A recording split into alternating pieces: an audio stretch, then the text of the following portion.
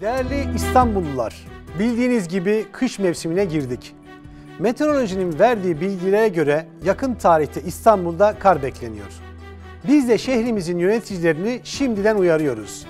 İstanbul halkı geçen yıl olduğu gibi kaderine terk edilmemeli. Gerekli çalışmalar şimdiden başlatılmalı ve ilgili ekipler ivedilikle gerekli tedbirleri almalıdır. Geçtiğimiz yıl milyonlarca İstanbullu bir yandan hava koşulları ile mücadele ederken bir yandan da yolda kalan kar kürüm araçlarına yardım etmek zorunda kalmıştı.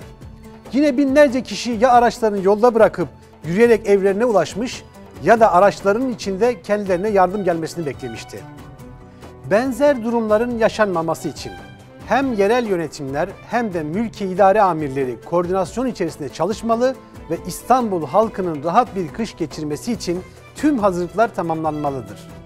Biz Hüdapar olarak beklenen kar yağışı başlamadan uyarılarımızı yapıyor ve yetkilileri göreve davet ediyoruz.